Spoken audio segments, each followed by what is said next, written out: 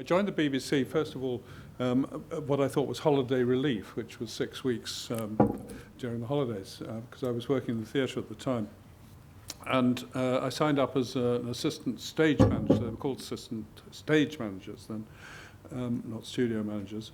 And for some reason, I got a place on the director's course, which I wasn't actually looking for. I just said in an interview, they said, what do you want to do in 5 years' time? And I said, be a director. I meant the theatre. Gave me a job training as a television director. Actually, I've still been trying to get back to the theatre, but I think probably left it a bit late now. Anyway, I was the assistant floor manager, stage manager, on the first of the Daleks, which is why I have this little claim to fame that I was the first Dalek. Actually, I was only the first part of a Dalek, sitting on the front of a crane which was moving around, and I held the plunger thing in front of the camera. It's the only thing that's ever impressed either of my two daughters, and my grandson doesn't seem in the least bit interested. Just get him to come along here and get to know you lot, he'd probably enjoy it. Anyway, when I came back a couple of years later, I suppose, no, it couldn't be as long as that, but I did the director's course. I directed something called Compact, and then I was offered to work on Doctor Who, and Bill was still there. And I had got on extremely well with him when I had been an assistant floor manager, because I looked after him, and he was kind to me, and I think he wasn't quite as upset with life as he was later on. We got on well. When I came back as a director, he kind of thought, I'll help Michael, I'll be helpful to him, and he was enormously helpful. Yes, he did bark quite often at people. William Mervyn, who was a lovely actor, Bill got extremely fed up with and used to shout at him. We were out on location doing the War Machines, and Bill was chatting away. Oh, quiet, could you, Bill? I'm trying to work down here. All this sort of, Bill just took it in his stride. He was, I think, towards the end, getting very, very ill indeed, and was kind of putting up with it. He wasn't a happy person. I liked him. For me, he is, in a funny way, and I think Frank said it earlier on, because he was the first one, in my mind, he is still the one, and all others are kind of substitutes. I wouldn't say inferiors, don't mean that, but they were substitutes. And Doctor Who, in my mind, my first thought is always the Bill Hartnell incarnation of him. But when Pat joined, as I also said recently, he was by far the best actor of them all, I think, certainly of the early period. He was an actor. He was a thinking, caring actor with an enormous amount of substantial professional experience. And I enjoyed working with him very much indeed. If I am anything at all, I am an actor's director, because I love working with actors and still do continuously. And to work with him was a great joy, because he wanted to find what for him was the truth of the role. And that's difficult when you're working with something which is a fictional character who has all kinds of inhuman abilities. And he struggled with this, I think, has already been said by several people. But he was game for anything. He would try anything. He would suggest anything. And he was charming always. He was highly professional. And an all-round nice guy. So it was the transition between the two. Difficult to say. I wouldn't say chalk and cheese. I wouldn't say anything. I would just say there were two fine people who I enjoyed working with. Bill could be a problem, but not a big one, actually. I think it's been cooked up a little bit. And Pat, who, as I say, was a joy to work with. Before we move over to the rest of time, just to finish up, Anneke, from your point of view, did you know that you would be staying with the show when they made this decision to move over to PatrickTroughton? At what point did you know they were going to change the Doctor and that you would be staying on? I think it must have been absolutely the last minute. You know, we weren't told anything really. Mike and I were kept deeply in the dark. And then when we did hear, awful thing is, the thing that comes immediately to our mind was, oh crumbs, are we going to be in work next week? You know, because we were so happy to get. When you see the early pictures of me and Mike, the BBC publicity pictures. We're looking so pleased because we've got work, you know. So that was our main concern. And then, of course, the excitement of who it was going to be. And then almost as soon as we knew it was Patrick, we knew it was going to be okay and we were going to be in for some more stories. And then, Deborah, you came in and played Victoria, and obviously with Patrick and Fraser, you kind of created this real kind of, the three of you, it was a very kind of, certainly on screen, came across a very, very tight group. Was that the same kind of off the camera? Oh, yes, certainly was. Yes, but there was a chemistry. I don't know what it was, that the three of us got on so well. And Pat was absolutely adorable, actually. He made me so welcome. And we got very close, actually, over the year that I was in it. He became like a second father and a best friend. And you could always talk to Pat about anything, really. And he'd come up to me and say, oh, Watling, what do you think about this line? And he said, it's not me, is it? And I say, no. And vice versa. We'd do all that. And he got me into a bad habit, actually. When I first rehearsed with them, it was a little church hall near the BBC Centre. And, of course, Patrick and Fraser at lunchtime went to the BBC Club. And I, little Waters here, had her sandwiches and coffee in the rehearsal room. I said, no, I'm not going. And all of a sudden he said one day, Pat, he said, now come on, you've got to come with us. You're part of the show now, you're part of the family. So he took me to the BBC Club, and I've never looked back.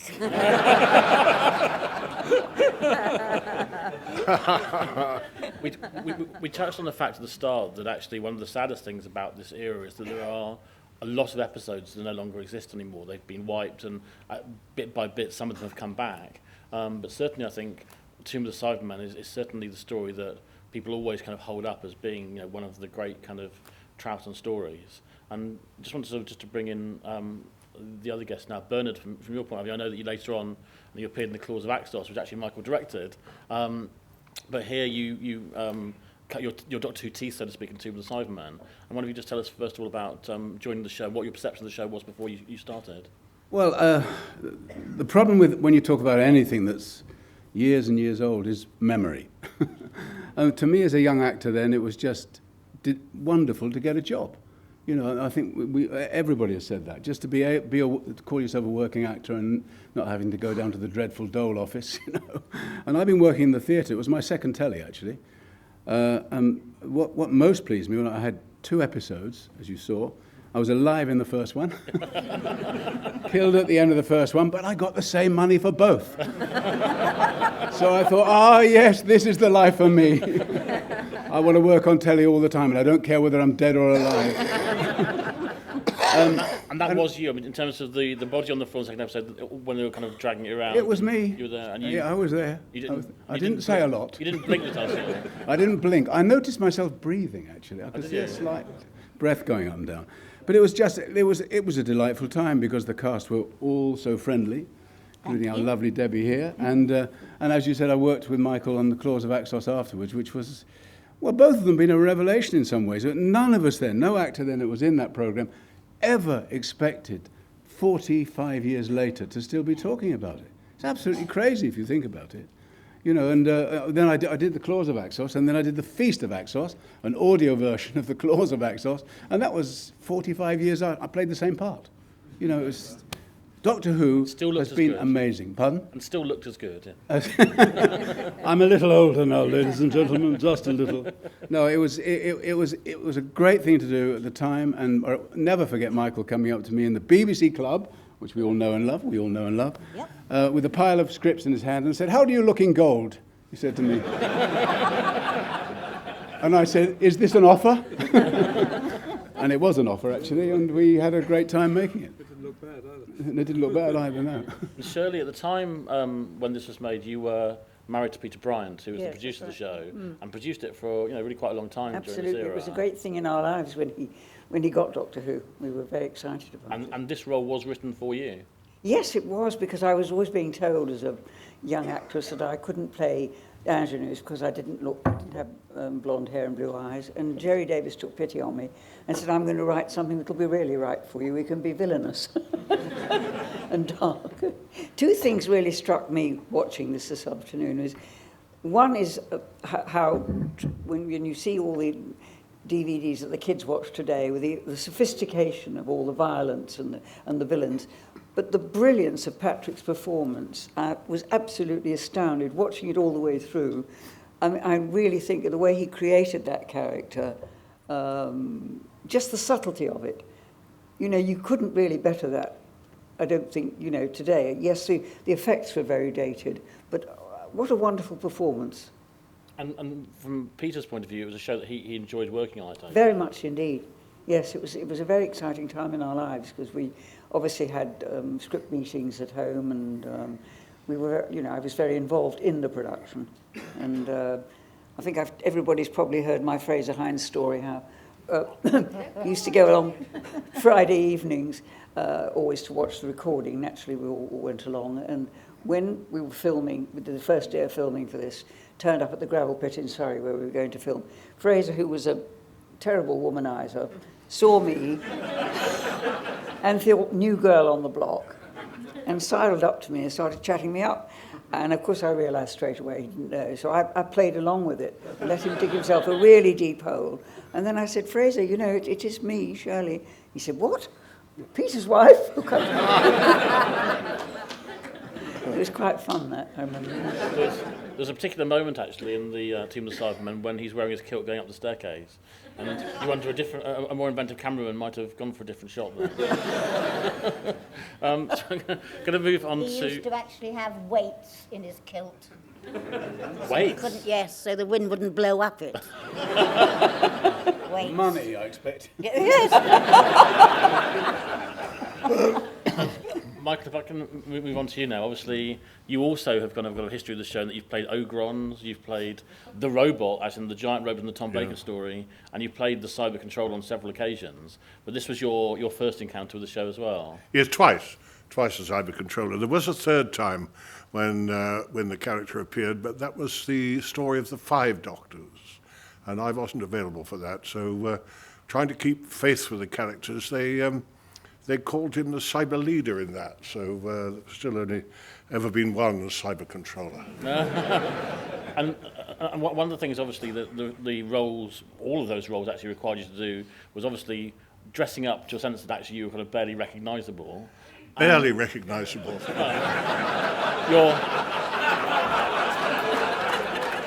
Your fine stature, of course, which you act, and also kind of quite uncomfortable in a sense. Particularly, I mean, that the helmet. Well, yes, the thing is, I've done a lot of these things in stage and television, apart from Doctor Who, and because I'm very tall, once you're covered up, people forget that there's a person inside. And you get forgotten, and no matter how unpleasant and uncomfortable and cold or hot it is, you just get ignored, and you have to really, I don't want to say make yourself unpleasant, but you've got to be quite firm, I mean, I'll give you an instant. We saw there where he died at the end. He was electrocuted and fell back, the cyber controller, and sort of twitched in his agony. It so happened that when we recorded that, just as I was lying there, having done all my death scene, it was like 4:15, I think, which, as you may, well, I don't know if it's still the same now, that was the tea break for the electricians. And I'm lying there, and all the lights went out, and everybody went off to tea, and left me there. And the thing is, with that particular costume, it was really a nasty one, because if you're a bit claustrophobic, it was not advisable to take parts like that, because I was locked into the helmet, where they all were, so you couldn't get that off without your dresser unscrewing. And even the hands too, there's rather strange three-fingered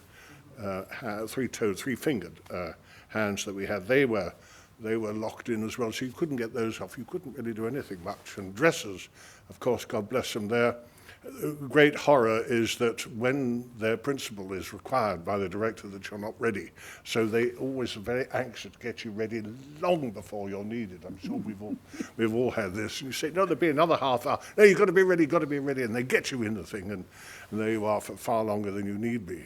But there I was lying on the floor, and all the lights went out, and everybody disappeared. And I had to shout for help because I couldn't get up, couldn't stand in the thing. So, you know, that's I've found with all those things that people do forget there's actually a human being inside. But did you notice the story I like to tell about this character, the mouth? The mouth. Mm. It opened, the line came out, shut. It wasn't me, of course, it was the wonderful Peter Hawkins, who was probably the best voice man in the country at the time. I had huge admiration for Peter. I worked with him in a lot of different shows. And he was standing behind the camera with the microphone. Of course, it was treated anyway, but I couldn't speak myself because there wasn't the technology then to have the microphone inside the costume. But what I did have was a spring hinge on the mouth, so I opened it, Peter Hawkins said the line, and then I shut it. Rather eerie effect, which was lost, because when I came to do the cyber controller many years later with Colin, wasn't it? Colin Baker, yes. That effect had been lost, because when I saw the costumes, I made some comment about it, and there was a nasty, embarrassed silence. Because the costume designers hadn't realized we'd had that thing before and it was forgotten, which I thought was a shame. But there's an interesting corollary to it which all actors would enjoy, and that is when you worked for the BBC, but still now, you gradually work your way up to a reasonable fee level. You start at the minimum and gradually work your way up, and that is your substantive fee. And every now and then they offer you what they call a special low, which is, perhaps it's a very tiny part and not worth your full fee, but you accept that small fee because it's better than nothing at all. But you do as on the understanding that when you next get a proper part, you go back to your substantive fee. You don't have to work your way up the ladder again. Well, my agent said to me, oh, they're offering you so-and-so a special low. I said, why a special low? It's an important major role. And the reason they offered me this was that I didn't have to say the lines. I said, no, I don't have to say the lines, but I've got to jolly well learn them because I've got to know when to open this and shut it. And they paid up. Yes.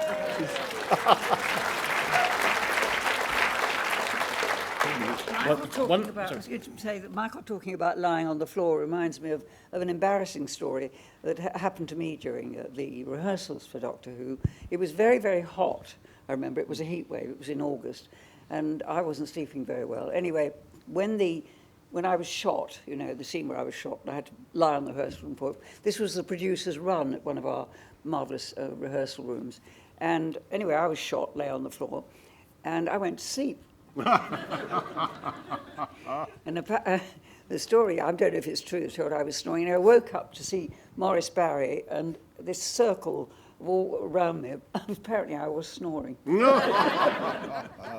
One thing that definitely came out of the event we held last month was that during that time, literally from series to series, nobody seemed to know whether the show would be renewed or not. And that definitely seems to have continued to be the case throughout the Patrick Troughton era as well, is that there was no kind of green light, whereas now at the moment I think there's a feeling that, I don't know if Stephen will forgive me for saying this, but it feels like it's kind of got a bit of a future there and that people are kind of very positive and wanting it to continue. But at that time it seems like it really was kind of pretty much hand to mouth in a sense. I don't think anybody thought it was going to go on and on, did they?